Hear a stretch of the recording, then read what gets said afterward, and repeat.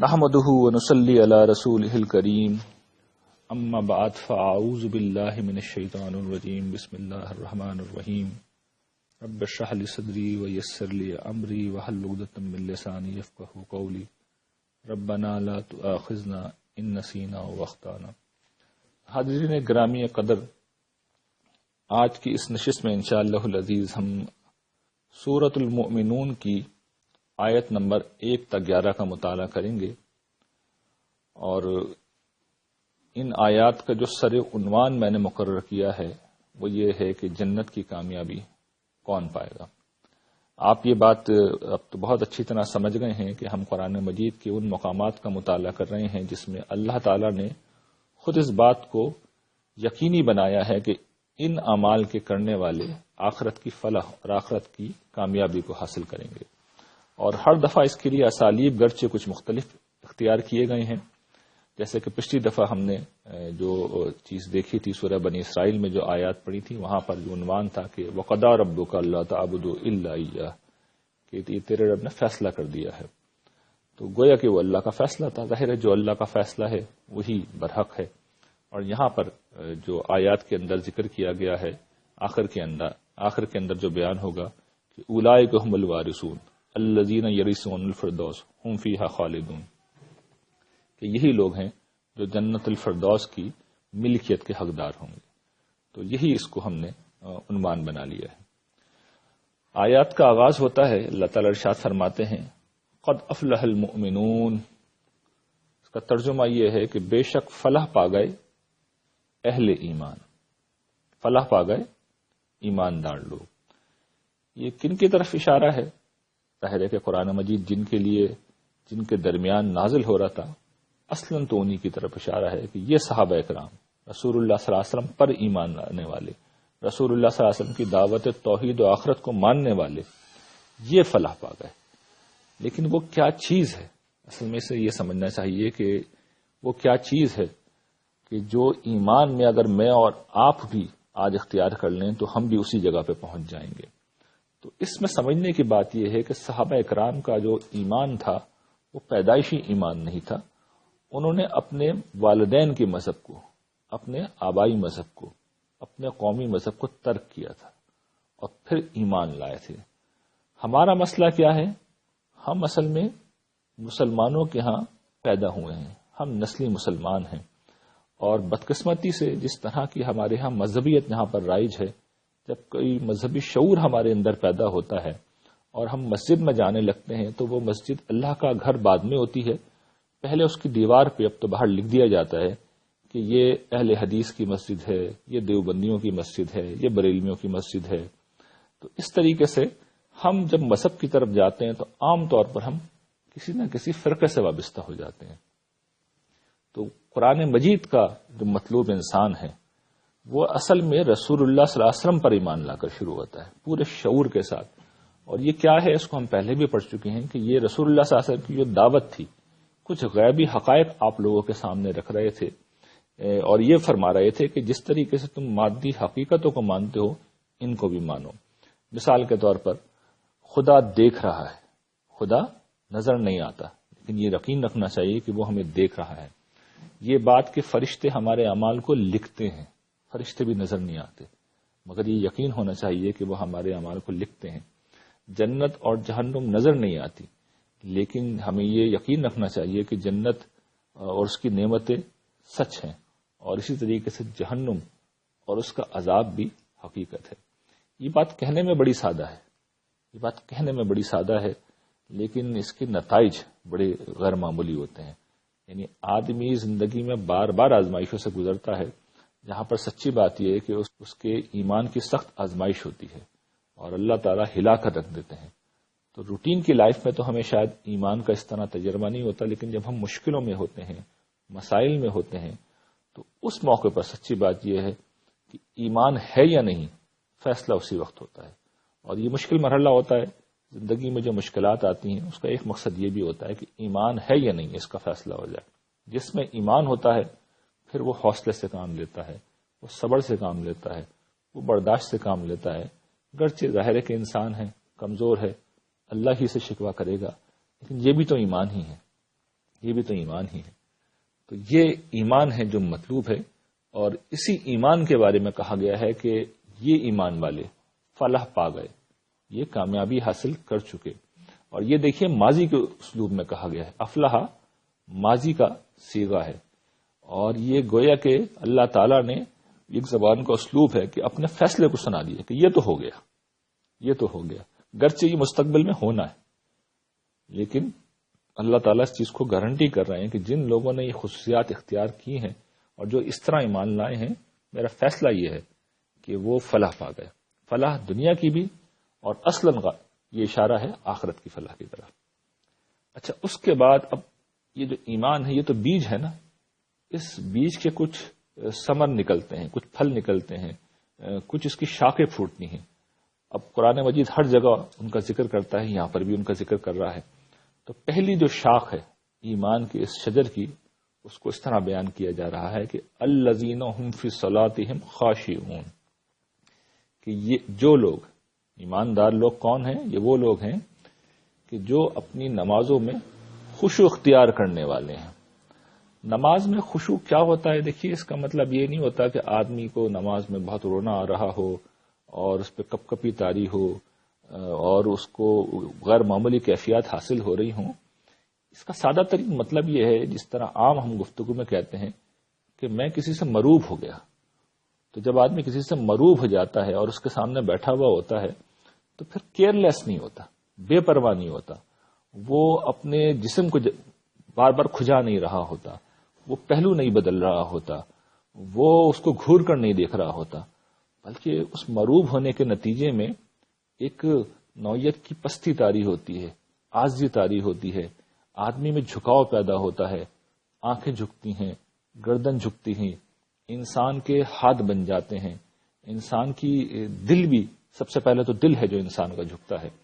تو یہ اصل میں خشوع یہ ہے کہ یہ وہ اثرات ہیں کہ دل میں ایک روب پیدا ہوا، یہ احساس پیدا ہوا کہ کتنی بڑی ہستی ہے پروردگار عالم کی، آسمان و زمین کا خالق ہے، مالک ہے، اور میں بندہ عاجز، میں بندہ ناچیز اس کے سامنے پیش ہو رہا ہوں.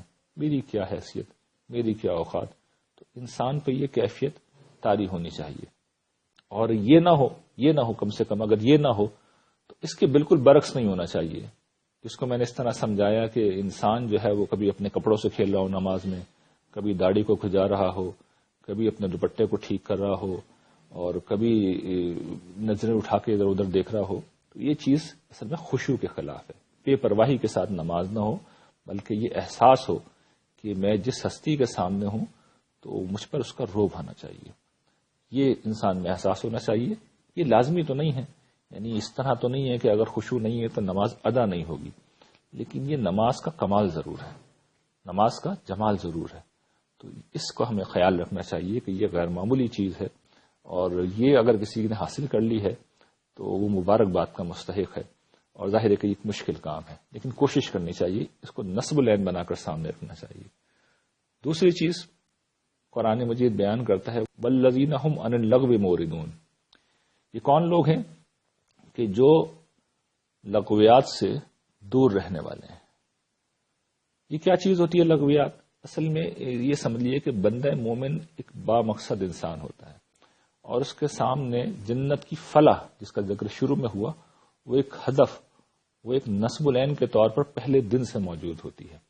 تو اگر انسان کی زندگی کا کوئی واضح نصب العین اور واضح مقصد ہے تو پھر اس کا لازمی نتیجہ کیا ہوگا کہ انسان ہر اس چیز سے دور رہے گا، چاہے وہ جائز ہو تو اسے اس کے مقصد سے دور کر دے.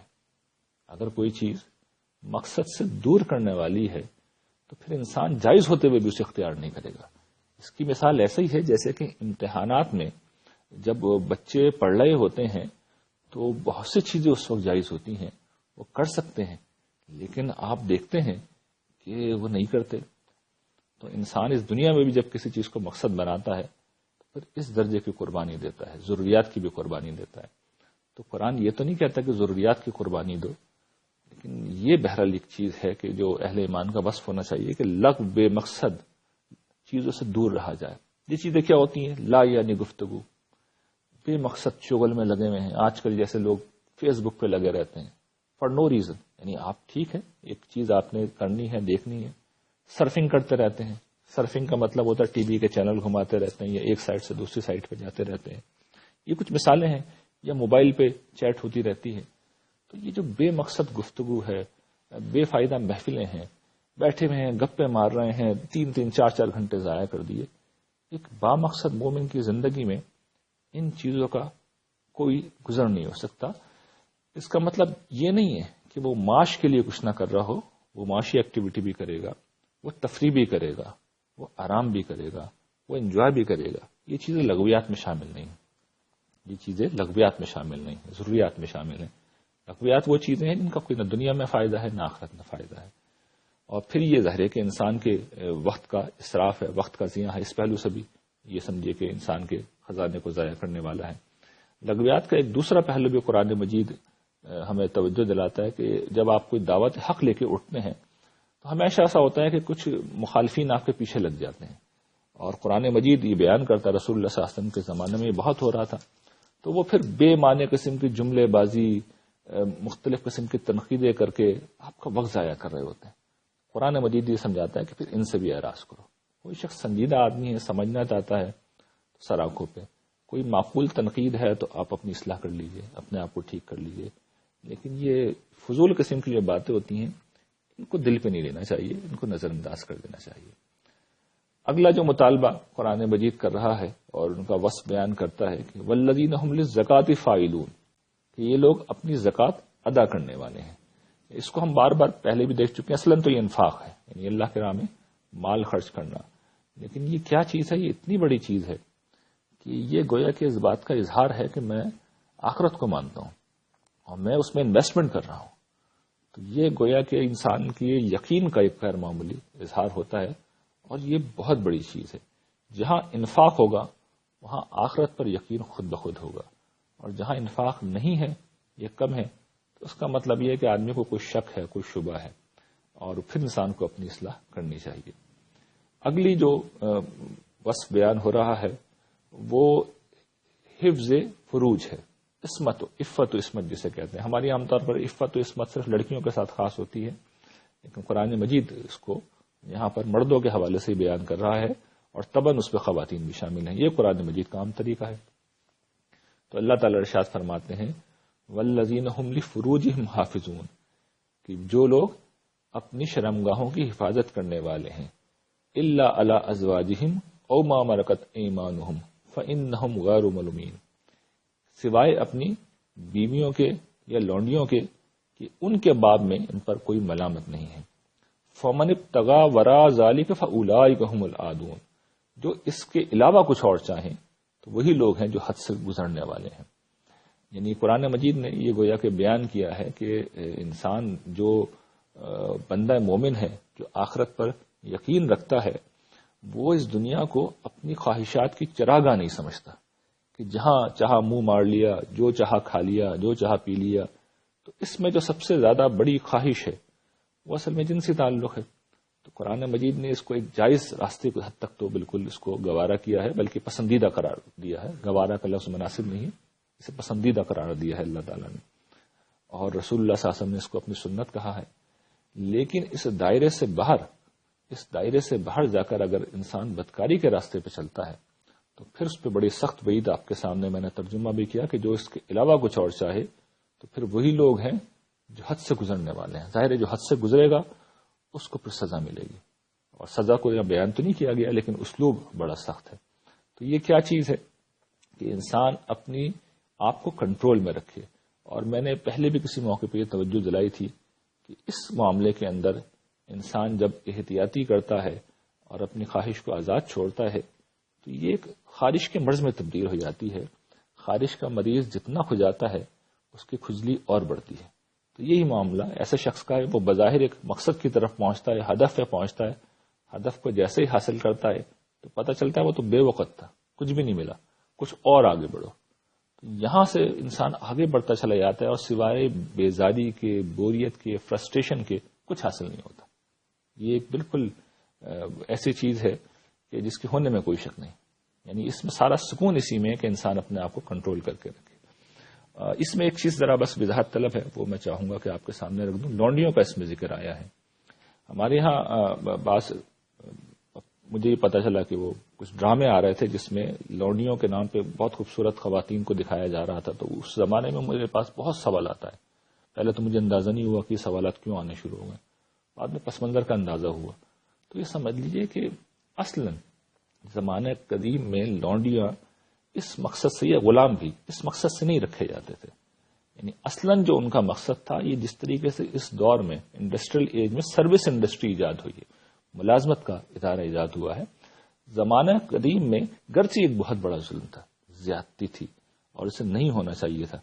لیکن اور کبھی موقع ہوگا تو میں اس کی تاریخ بھی بتا دوں گا یہ شروع کیسے ہوا تھا، بلکہ مختصراً سن لیجیے آج آپ کی کیسے ہوا تھا. زمانہ قدیم میں جب جنگیں ہوتی تھیں تو پہل دشمنوں کو مار دیا جاتا تھا. لیکن اس کے بعد لوگوں کو یہ خیال ہوا کہ یہ تو بھی ظلم ہے، کسی کی جان اس طریقے سے لے لینا. اب جو شکست کھا گئے ہیں مزاحمت بھی نہیں کر سکتے، اچھا آزاد چھوڑ دیں گے تو پھر حملہ کر دیں گے تھوڑے عرصے میں. لوگوں نے یہ کہا، فاتحین نے، ان کے کچھ دانشوروں نے یہ سمجھایا کہ بھئی بہتر یہ ہے کہ ان کو پکڑ لو، غلام بنا کے اپنے سماج میں لے چلو اور ان کی زندگی بخش دو، ان کو ان کی ضروریات پوری کرو، یہ تمہارے خدام بن جائیں گے، تمہارا کام کریں گے. ایگریکلچرل ایج میں جو کہ ضرورت ہوتی تھی انسانوں کی، تو ایک طرح سے بہتری تھی، ایک طرح سے رحم دلی کا مظاہرہ تھا. اور وہیں سے پھر اس کو جواز ملتا چلا گیا. اور ایک دور ایسا آیا کہ یہ گویا کہ سمجھیے جس طریقے سے آج ملازمت کے ادارے کو آپ ختم کرنا چاہیں، سروس انڈسٹری کو ختم کرنا چاہیں، تو پورا معیشت کا ڈھانچہ ختم ہو جائے گا. اس دور میں یہ سروس انڈسٹری کے بھی قائم مقام تھا اور معاشرت میں بھی پوری طرح دخیل تھے، ہر گھر میں ہوتے تھے. اور جس طرح میں نے بیان کیا کہ صرف جوان خوبصورت لونڈیاں نہیں ہوتی تھیں، جوانی تو 10 سال کی ہوتی ہے، اس کے بعد وہ مڈل ایج بھی آتی ہے، بڑھاپے بھی آتا ہے، تو ان کے مالک ان کی دیکھ ریکھ کرتے تھے. تو قرآن یہ نہیں کر سکتا تھا اور نہ یہ کیا کہ ایک دم سے سب کو آزاد کر دیا جائے. اس کے نتیجے میں تو بڑا فساد پیدا ہو جاتا. ایک گریجولی طریقہ مقرر کیا گیا اور پھر آخر میں یہ کہا گیا کہ جو آزاد ہونا چاہے مکاتبت کے قانون کے ذریعے سے آزادی حاصل کر لے. سورہ نور میں بیان ہو گیا وہ. تو یہ قرآن مجید اس حوالے سے ان کا بیان کرتا ہے. یہ بالکل مقصد نہیں ہے کہ آج غلامی جو ہے وہ شروع کرنا قرآن کے نزدیک میں کوئی اچھی چیز ہے. ایک چیز مل گئی تھی قرآن مجید کو، تو اب کیا کیا جاتا ہے، اس مسئلے کو کیسے حل کیا جاتا؟ ویسے ہی حل کیا گیا جیسے کہ حل کیا جانا چاہیے تھا، جیسے کہ ایک حکیم و خبیر ہستی کو حل کرنا تھا. تو اللہ تعالیٰ نے اسی پہلو سے اسے حل کرنے کی کوشش کی. لیکن یہ بعض چیزیں اپنے وقت سے بہت خلاف ہوتی ہیں، خلاف زمانہ ہوتی ہیں. تو سچی بات یہ ہے کہ یہ صورتحال پھر ہو نہیں سکی اور صحابہ کرام نے اپنے دور تک تو اس کا بڑی حد تک خاتمہ کر دیا تھا. جیسے صحابہ کرام رخصت ہونا شروع ہوئے تو قومیں عامریت کے شکنجے میں آ گئیں اور افراد جو ہے غلامی کے شکنجے میں آ گئے. اس موضوع پہ اگر آپ کو دیکھنا ہے تو میں نے بہت سے مضامین میں اس کو واضح کیا ہے، کھولا ہے، آپ ان کا مطالعہ کر سکتے ہیں. اگلا جو وصف ہے والذین هم لاماناتهم وعہدهم راعون، کہ وہ لوگ جو اپنے امانتوں اور عہد کی نگہبانی کرتے ہیں، ان کا پاس کرتے ہیں، ان کی رعایت کرتے ہیں. یہ دیکھیے کیا ہے، یہ کیا وصف ہے. یہ گویا کہ اس بات کا اظہار ہے کہ انسان اپنی خوشی سے اپنی آزادی کو تج رہا ہے، اس کو چھوڑ رہا ہے. اور یہ کیا چیزیں ہوتی ہیں، کیوں آزادی کو چھوڑ رہا ہے، اس کو سمجھ لیجیے. دیکھیے امانت کا مطلب عام طور پر یہ سمجھا جاتا ہے کہ اگر میرے اور آپ کے پاس کسی نے پیسے رکھوائے تو ہم اس کو اتنے ہی پیسے لوٹا دیں، اس کی امانت سمجھیں اور اس کے مطالبے پہ ہم لوٹا دیں. قرآن مجید اس مفہوم کو بہت وسیع معنوں میں استعمال کرتا ہے، اس لفظ کو بہت وسیع مفہوم میں استعمال کرتا ہے. اور اس سے مراد یہ ہے کہ جتنی بھی ذمہ داریاں، جتنی بھی صلاحیتیں، جتنے بھی مناصب، جو کچھ بھی آپ کو اللہ تعالیٰ کی طرف سے دیے گئے ہیں، قانونی طور پر ملے ہیں، سماج نے دیے ہیں، فطری طور پر دیے گئے ہیں، خلقی طور پر دیے گئے ہیں، ان کو اللہ کی مرضی کے مطابق استعمال کریں جیسا کہ ان کا تقاضا ہے. طاقت مثال کے طور پر آ جائے تو گھمنڈ مت کریں. ذہانت اور صلاحیت ہو تو اس کو اپنی برتری کا ذریعہ نہ بنائیں، اسے خدمت کا ذریعہ بنائیں. تو یہ گویا کہ ایک امانت ہے، اللہ تعالیٰ جب چاہیں ہماری صلاحیتوں کو واپس لے لے. اور عہد کیا ہوتا ہے؟ عہد میں پہلے بھی کئی دفعہ بیان کر چکا ہوں کہ انسان آگے بڑھ کے کچھ ذمہ داریاں لیتا ہے. ایک آدمی جس وقت نکاح کرتا ہے تو وہ پھر گویا کہ یہ عہد کر رہا ہوتا ہے، یہ کہیں پہ اعلان نہیں ہو رہا ہوتا، لیکن یہ انڈرسٹوڈ ہوتا ہے کہ اب میں اس خاتون اور اس سے آنے والے تمام بچوں کی ذمہ داریاں اٹھا رہا ہوں۔ تو عہد میں وہ چیزیں بھی شامل ہیں جو ہم کہہ کر یا لکھ کر لیں، یا وہ چیزیں بھی شامل ہیں جو ہماری فطرت میں ہیں، جیسے کہ عہد الست، اللہ کی توحید کا جو وعدہ ہم نے اللہ سے کیا تھا کہ اس کی پاسداری کریں گے، اور جو عہد سماجی طور پر ہم لے لیتے ہیں، ذمہ داریاں لے لیتے ہیں، نکاح اس کی ایک مثال میں نے آپ کو دی، یہ سب اس کے اندر شامل ہیں۔ تو یہ اتنی جامع آیت ہے کہ معاشرت کی جتنی بھی ذمہ داریاں ہیں وہ سب کے سب اس کے اندر شامل ہیں، اور یہ ایک بندہ مومن کا ایک طریقہ ہوتا ہے، یہ اس کا وصف ہوتا ہے کہ معاشرے کی سطح سے، قانون سے، تعلقات میں جو بھی ذمہ داری وہ اٹھائے، خود اٹھائے یا اسے دے دی جائے، وہ اس کی پاسداری کرے، اور یہ مشکل کام ہے، بہت مشکل کام ہے، لیکن ظاہر ہے کہ جو بدلہ باغے آ رہا ہے اس سے آپ کو اندازہ ہو جائے گا کہ یہ مشکل تو پھر پوری کرنی چاہیے۔ ارشاد فرمایا جو آخری وصف یہاں پہ بیان ہو رہا ہے، اور یہ وہی ہے جہاں سے بات شروع ہوئی تھی، نماز سے شروع ہوئی تھی، نماز پہ ختم ہو رہی ہے، والذین هم علی صلواتہم یحافظون، کہ وہ لوگ جو اپنی نمازوں کی حفاظت کرتے ہیں۔ نمازوں کی حفاظت کیا ہے؟ انسان نماز کو باقاعدگی کے ساتھ پڑھے، 5 وقتہ پڑھے، اراکین کو ٹھیک ٹھیک ادا کرے، اس کے اذکار کو یاد کرے، جس طریقے سے ادا کرنا چاہیے ویسے ادا کرے۔ تو یہ نمازوں کی حفاظت ہے، یہ بندگی کا اظہار ہے، اور بندگی کا سب سے بڑا اظہار ہے یہ اللہ تعالیٰ کو 5 دفعہ جا کر بتانے کا عمل ہے کہ پروردگار میں آزاد نہیں ہوں، میں آپ کا غلام ہوں، آپ میرے آقا ہیں، آپ میرے رب ہیں، میں بندگی کا اقرار کرنے حاضر ہوا ہوں، میں آپ کی نعمتوں کا شکر ادا کرنے کے لیے حاضر ہوا ہوں۔ ضروری نہیں کہ ہر دفعہ ہم یہ بات زبان سے کہہ رہے ہیں، لیکن یہ بات ہم جب بھی نماز میں جاتے ہیں تو زبان حال سے کہہ رہے ہوتے ہیں، پروردگار آپ میرے آقا ہیں، دیکھیے میں آپ کے سامنے ہاتھ باندھ کے کھڑا ہوں، سر جھکا رہا ہوں، کمر جھکا رہا ہوں، اور اپنی ناک آپ کے سامنے میں نے رگڑ دی، اپنی پیشانی آپ کے سامنے ٹیک دی، اور آپ کے سامنے بیٹھ کر میں اپنی جھولی پھیلا رہا ہوں، میری اس جھولی کو بھر دیجیے۔ یہ بڑا خوبصورت تعلق ہے اللہ تعالیٰ کے ساتھ، بندہ پہلے اپنی بندگی کا اظہار کرتا ہے، اور آخر میں جب تشہد میں بیٹھتے ہیں تو گویا کہ آپ اپنی جھولی پھیلا کے بیٹھ جاتے ہیں کہ میں نے جو کہنا تھا، کرنا تھا، کر دیا، اب آپ میری کچھ دعا ہے، التجا ہے، اس کو سن لیجیے اور میری جھولی بھر دیجیے۔ تو رسول اللہ صلی اللہ علیہ وسلم تشہد میں بیٹھ کر دعا ہی مانگا کرتے تھے۔ ہمارے یہاں اس کا کوئی تصور نہیں ہے، لیکن یہ مجھے واضح کرنے کی چیز تو میں نے بیان کر دی۔ تو یہ کیا چیز ہے؟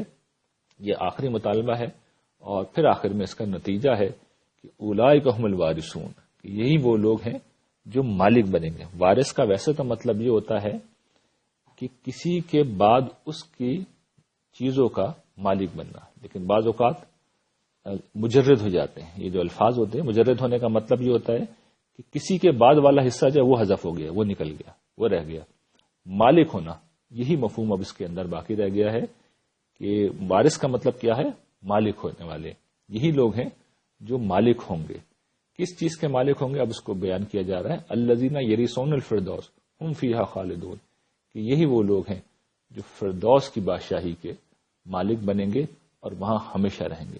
یہ قرآن مجید کی تعبیر ہے، اور ساری زبانوں میں فردوس کا لفظ جو ہے اس معنوں میں پیراڈائز جسے انگریزی میں کہتے ہیں، یہ پیراڈائز بھی اصل میں یہی فردوس ہے، اور فارسی میں بھی استعمال ہوتا ہے۔ ساری زبانوں میں فردوس کا لفظ جنت کے لیے استعمال ہوتا ہے، اور یہ اللہ تعالیٰ کی عظیم ترین نعمت ہے کہ اس نے ہمارے اور آپ کے لیے جنت بنائی ہے، اور ہمیں ایک موقع دیا ہے کہ ہم اسے حاصل کر لیں۔ یہ مشکل کام ہے، یقیناً مشکل کام ہے، زندگی ایک بڑی سخت آزمائش ہے، لیکن اگر قیمت یہ مل رہی ہے، نتیجہ یہ نکل رہا ہے، تو پھر میرے خیال میں یہ بازی کھیلنی چاہیے اور ہمت کرنی چاہیے۔ اور یہ بھی میں واضح کر دوں کہ یہ جبر کا سودا نہیں ہے، یہ دل کا سودا ہے۔